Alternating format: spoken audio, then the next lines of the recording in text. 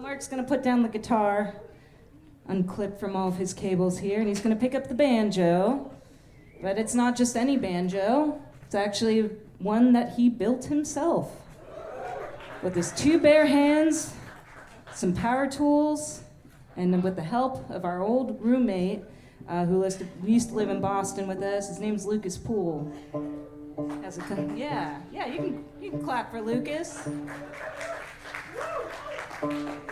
I understand. Well, I understand there's some great banjo builders up here in Vermont, but Lucas has a company called the Ozark Banjo Company. And as Mark mentioned, we lived in a big musician house in Jamaica Plain, but in 2015, Boston was getting so expensive, even back then. I can't even imagine now, and we just both wanted to tour a whole lot more, so we hit the road full time, basically in 2016. And this one's a bit of a road song, right? Yeah, I wrote this one in those early days of touring. I was trying to get from Leesburg, Virginia to Winchester. It's a straight shot down Highway 7, about 40 miles.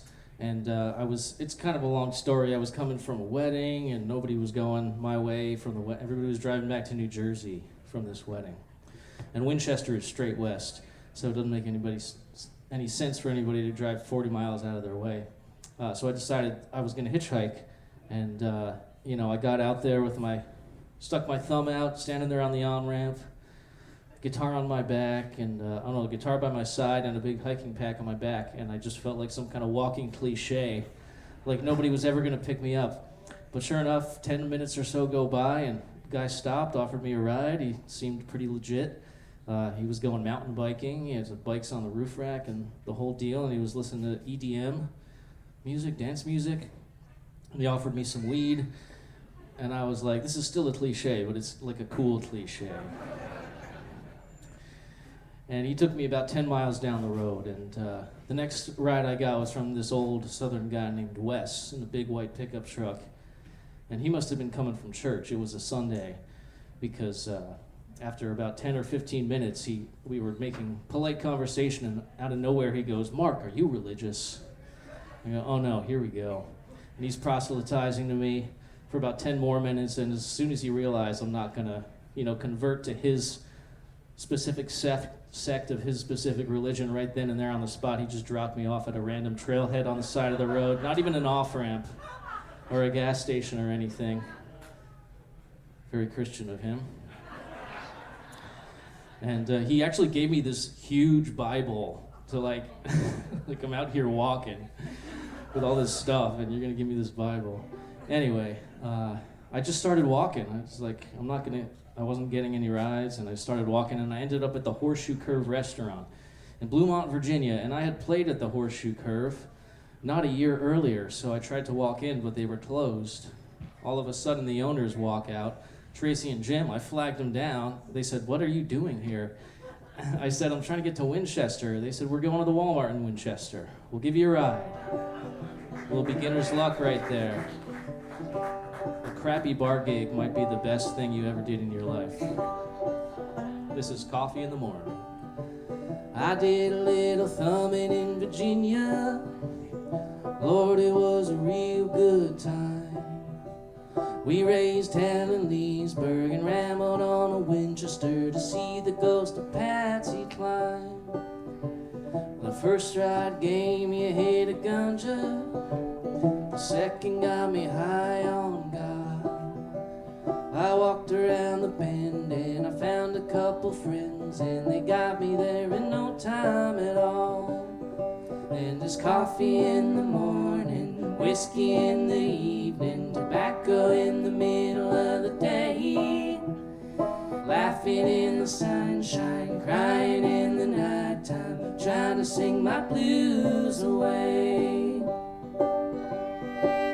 I met a down under girl upon a mountain, the sweetest girl that ever could be. Then a goddess from Detroit came along and stole my heart, and I made a big old fool of me. I was driving up to Boston, Massachusetts, leaving Galax, Virginia behind. Liverpool prayed for mercy, and my heart was even worse, 'cause he was busted up and broke down and crying. And his coffee in the morning, whiskey in the evening, tobacco in the middle of the day, laughing in the sunshine, crying in the nighttime, trying to sing my blues away.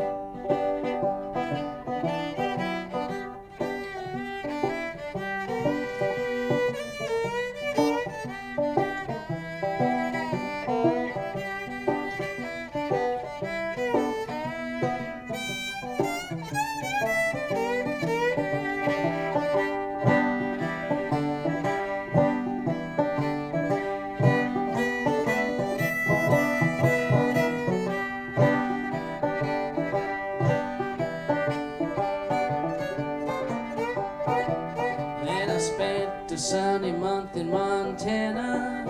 I sowed a lot of seeds in the ground. The roots began to grow, but before they took a hold, I had to pack my grip and skip out of town.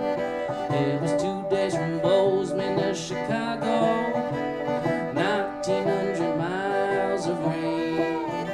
It was pouring from the sky and gushing from my eyes, and it flooded up the Minnesota plain. And there's coffee in the morning, whiskey in the evening, tobacco in the middle of the day, laughing in the sunshine, crying in the nighttime, I'm trying to sing my blues away. And there's coffee in the morning, whiskey in the evening, tobacco in the middle of the day, laughing in the sunshine, crying in the nighttime, trying to sing my blues away. Yodelay-oh, yodelay-ah, yodelay.